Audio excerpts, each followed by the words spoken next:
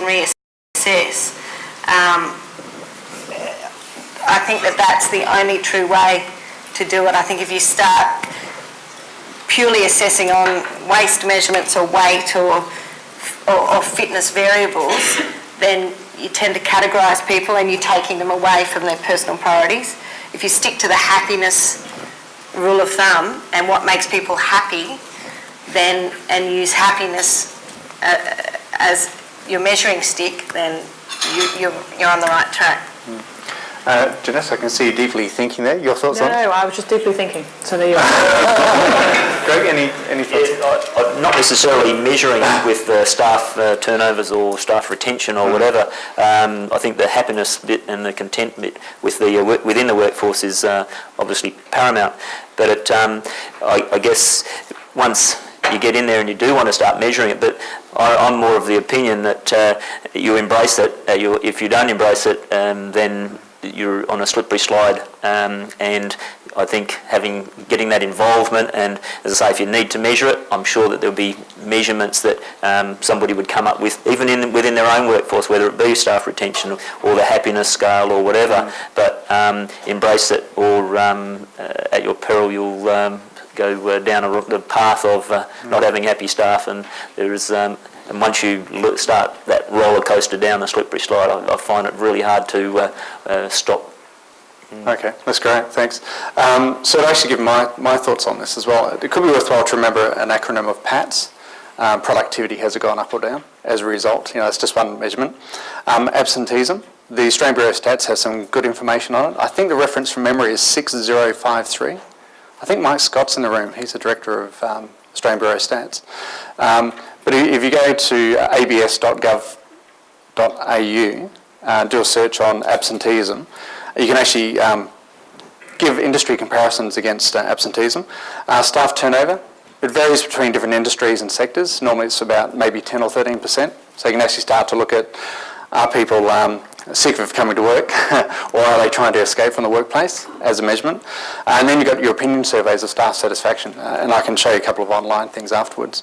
From a program implementation perspective, there's a model called Kirkpatrick's 4 levels of evaluation. So you might want to take a level 1 evaluation, which is, have people been happy with the yoga lessons?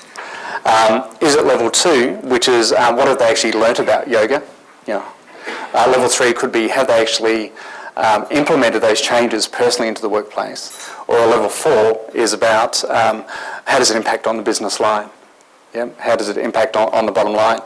But according to US studies with the American Institute of Training and Development, 79% of managers want to see a return on investment, but only 6% of those people actually measure it afterwards. So they all want it, but do they measure it? How do they actually know? So I think it comes down to a lot about what you're saying. It's about the leaders leading by example, putting in place the strategies. Fairly difficult to measure, but I think there's some certain points that you can have a look at. Yeah, good. Okay, the next question is from Neil Croxon. Neil is the Training Operations Manager with Mission Australia. And his question is, what strategies are employers using to maintain and introduce play into the workplace for staff? The current staffing shortages is increasing pressure and individual workloads and detracts staff from participating in non-essential events. So I'd say the key message around here is what can organisations do to create fun or play into the workplace? Just open up to the floor if there's any.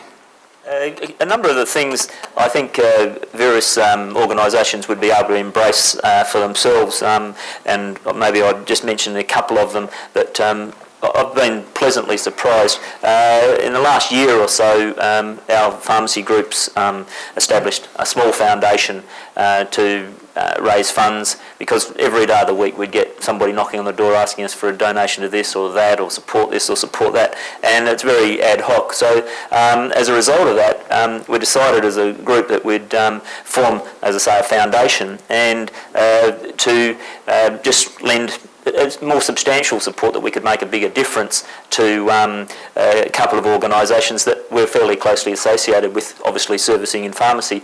Number one was in drug rehabilitation, because we see that is a huge issue in pharmacy. We see it a huge issue in the community, but it's not necessarily quite seen as quite an issue. I don't believe most people would probably, not know of the seriousness of it in their daily lives, but in pharmacy we seem to attract that issue.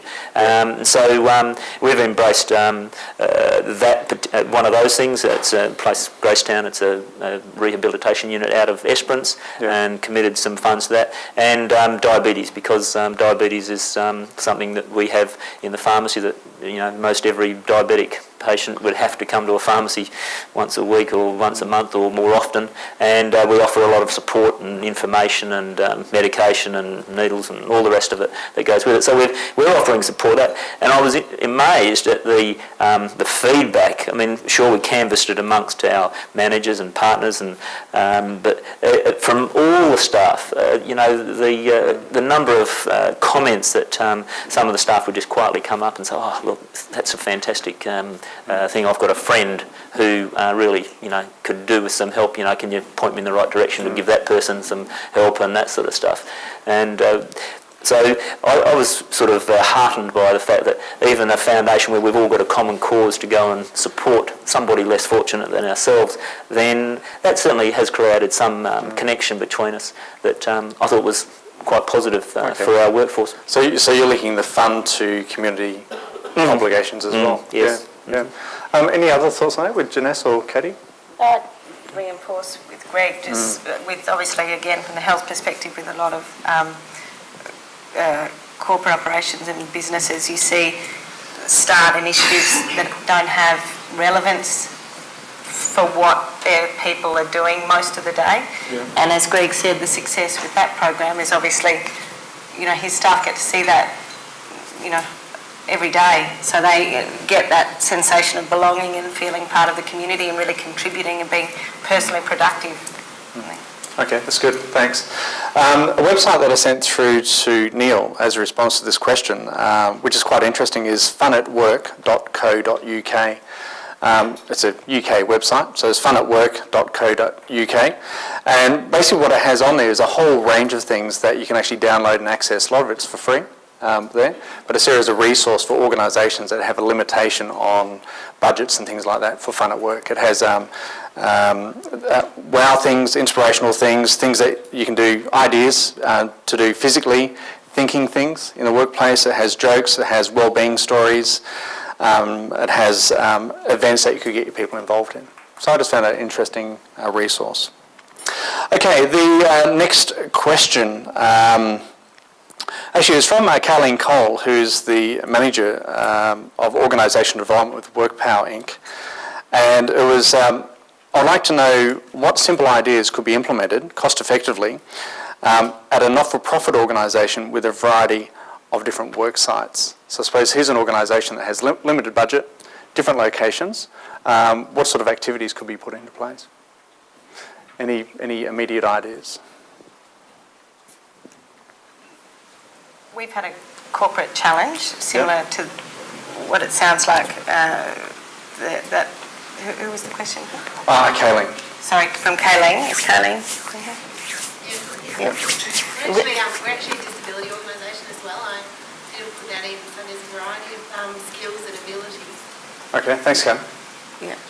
And from the health point of view, again, rather than implementing a standardised program or a generic program, we go back to three basic principles, that every person either wants to improve their health, improve their fitness, or lose weight. From a health perspective, they're the three variables. And I'm sure there's variables in every body's company and business that are generic, a minimum three that everyone would like to tap into. And if you can find the three basic common threads and then develop things around the basic three threads, then that will probably give you greater success. I think devising into relevant teams around those objectives is also helpful, because it just gives that, there's a team driver and a team leader with each objective. Okay, the next question is from Lorraine Nelsey from the Armidale Health Service. And the question is, how do I create corporate wellness with unpredictable demands, with short time frames, on a weekly and daily basis that impact on your normal daily routines? And I know the art of delegation and prioritising, which I always utilise, but these unexpected things usually cannot be delegated, and there are other higher priority workloads to address as well. So I suppose what you've got is already busy working environment. How do you fit it all in? What are people's thoughts on that? If you're putting that one to my direction, Greg, Yeah. I guess I can only relate it to my own environment, working environment, where we do have extended hours, 7 a.m. to 11 p.m, 7 days a week. So you don't always get all your workforce together, and not everybody wants to be part of it. Some people like to come to work and say, "Yep, that's my work part," and I'll put that into my box, and then the rest of their life is balanced with that. Whereas others, from varying degrees, come to work begrudgingly because they need the dollars to pay the rent this week, to coming to work not really for the dollars at all, but because they want to have the social interaction. And so you have a huge variance of what people are actually wanting. And once you can get to I think the people come along, the staff come along, and the teams come along, and they actually tend to come, if it's an open environment and a friendly environment and everyone's not feeling threatened at all, I think they tend to find what they want amongst themselves very quickly, so long as you're facilitating it or at least supporting it. And it may be as simple as morning teas on Fridays, but some workplaces probably say, "Oh, we don't have morning teas. That's 10 minutes out of the day. You should be down at your desk, pumping out whatever you're supposed to be doing." But as I say, it's horses for courses for various work environments. But if we didn't have morning teas on Fridays, there'd be hell to play. So, but if it's become this little thing that happens now, it's not every day, and we think it's contained, and it's, as I say, that's the most insignificant little exercise that we probably do to try and bring the workforce together. But they have come up with that suggestion, and they often come up with bigger and more grandiose ideas, and that's where maybe the leadership team may say, well, let's just wind that back just a smidge to see what it can be within our budget and within our timeframes and what other things we can do. But if you let them think big and grandiose, at least we can wind it back. But if we don't let them think and offer some suggestions and create the space that they can feel part and feel connected and want to deliver on outcomes at the workplace, then as I say, I think that's where we will come unstuck, and so that's how I see the workplace coming together quite nicely. Yeah. As you talk, it reminds me of a bit of a field study that was undertaken where there was two groups of people, and one group of people had to do mathematical equations in a noisy environment with loud music, and another group of people had to do the same mathematical equations with the same loud music, except the second group was actually told there's a red button on the wall, and if you choose, you can actually press that red button. And what I actually found was that when they gave people the option of pressing the red button to turn the music down, that none of them actually pressed the red button, but they finished more accurately and a higher volume of mathematical equations when they were actually given the choice and the empowerment to do so. So maybe what you're saying is a similar sort of thing is give people the choice and that freedom to get. And I'm hearing a common theme of connection here. And that could be the connection between the pharmacy and maybe Armidale Health Services, because it's both sort of health related, and they might have a similar sort of value set. All right, that's good. Thanks for that. Okay, the next question is from Jennifer Hardman. She's the coordinator for rural paediatric services for Princess Margaret Hospital.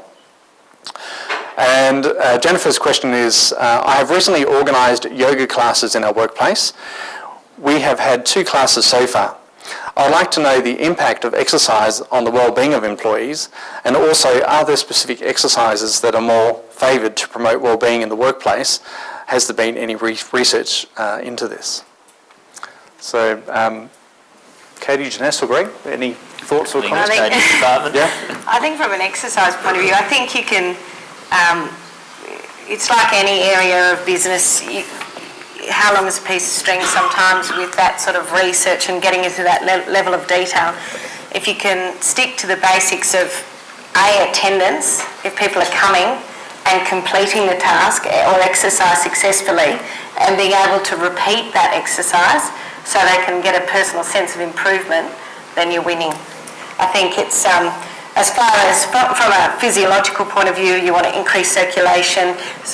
Any exercise, adrenals release, there's a lot of physiological attributes that could help, but by implementing those exercises, what you're saying, you're limiting participation, because not everyone, for knee problems or shoulder or back problems, that limits their ability to participate. So the key priority is maximise participation. So pick something that's generic enough, and yoga has been a popular selection choice for that reason.